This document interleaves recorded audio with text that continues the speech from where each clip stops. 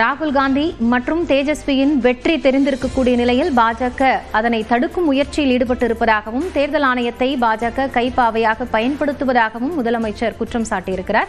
தொடர்ந்து எதிர்க்கட்சித் தலைவர் ராகுல் காந்தி பேசி வரக்கூடிய நேரடி காட்சிகளை பார்க்கலாம். मुद्दे पर इलेक्शन कमीशन के नाक तले चने दबाना, हम आदरणीय राहुल गांधी जी को आग्रह करते हैं कि आपको संबोधित करें. आदरणीय राहुल गांधी जी.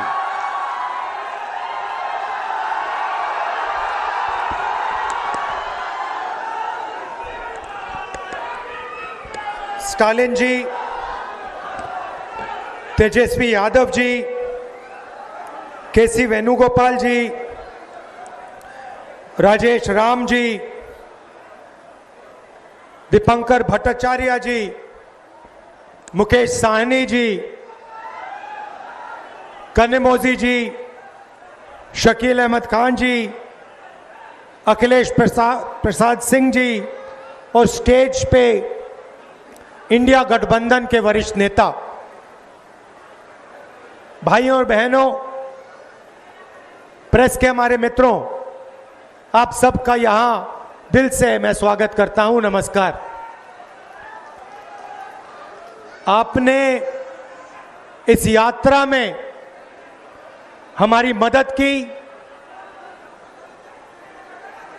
अपनी शक्ति आपने यात्रा में डाली और यात्रा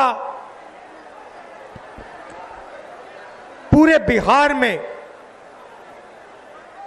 यात्रा ने पूरे बिहार में लोगों के जबानों पर, बच्चों के जबानों पर एक नारा, वोट चोर, वोट चोर. अभी मैं आ रहा था, छोटे छोटे बच्चे थे, छोटा सा ग्रुप था, मैं वहां से निकला, मेरी ओर देखा और कहा नरेंद्र मोदी वोट चोर. छोटे बच्चे, 6-6 साल के बच्चे अब बात समझ गए हैं कि हिंदुस्तान में वोट चोरी की जा रही है. अब देखिए, कुछ समय पहले अमित शाह ने कहा कि बीजेपी 40-50 साल अब राज करेगी. याद है आपको? अब राजनीति में कल क्या होगा किसी को नहीं मालूम, मगर अमित शाह को 40 साल की राजनीति मालूम है. कैसे? वोट चोर. इलेक्शन आता है, ओपिनियन पोल आते हैं और उसमें ओपिनियन पोल हमारे जो मीडिया वाले कहते हैं, हरियाणा में कहा कि कांग्रेस पार्टी जीतेगी. नरेंद्र मोदी और अमित शाह कहते हैं बीजेपी जीतेगी और आंकड़े देते हैं 300 पार. 2014 में, 2019 में ओपिनियन पोल कुछ और कह रहे थे. नरेंद्र मोदी जी 2019 के चुनाव के बाद रिजल्ट आने से पहले प्रेस कॉन्फ्रेंस करते हैं, कहते हैं 300 सीटें आएंगी.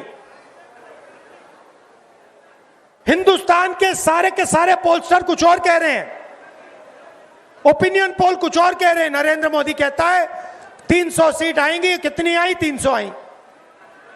क्यों? वोट चोर. भाइयों और बहनों, सच्चाई है कि ये पहले गुजरात में शुरू हुआ. ये 2014 से पहले गुजरात में शुरू हुआ और 2014 में नेशनल लेवल पे ये लोग इसको लाए गुजरात मॉडल आर्थिक मॉडल नहीं है, गुजरात मॉडल वोट चोरी करने का मॉडल है। और इस मॉडल को ये 2014 में नेशनल लेवल पे लाए। आप देखिए, मध्य प्रदेश का चुनाव चोरी किया, हरियाणा का किया, महाराष्ट्र का किया। हम कुछ बोलते नहीं थे क्योंकि सबूत नहीं था, मगर महाराष्ट्र में सबूत मिल गया। इन्होंने कुछ ज्यादा कर दिया। लोकसभा में हमारा गठबंधन जीतता है, 4 महीने बाद असेंबली इलेक्शन होता है, हमारे गठबंधन जमीन पे दिखता ही नहीं है, खत्म।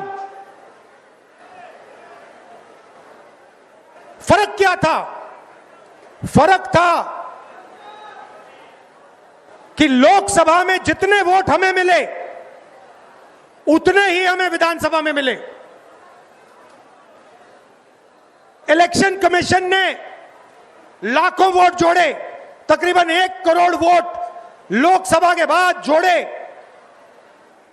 वो सारे के सारे वोट बीजेपी के खाते में जाते हैं और उन वोटों से बीजेपी चुनाव जीतती है। हमने इलेक्शन कमीशन से पूछा, हमें वोटर लिस्ट दीजिए, कहते नहीं देंगे। பீகாரின் தர்பங்காவில் நடைபெற்று வரக்கூடிய வாக்குரிமை பேரணியில் எதிர்க்கட்சித் தலைவர் ராகுல் காந்தி பேசி வருகிறார். இந்த பேரணியில் முதலமைச்சர் மு க ஸ்டாலின் மற்றும் திமுக எம்பி கனிமொழி உள்ளிட்டோர் பங்கேற்றிருக்கிறார்கள். கூடுதல் தகவல்களை பின்னர் வரும் செய்திகளில் விரிவாக பார்க்கலாம்.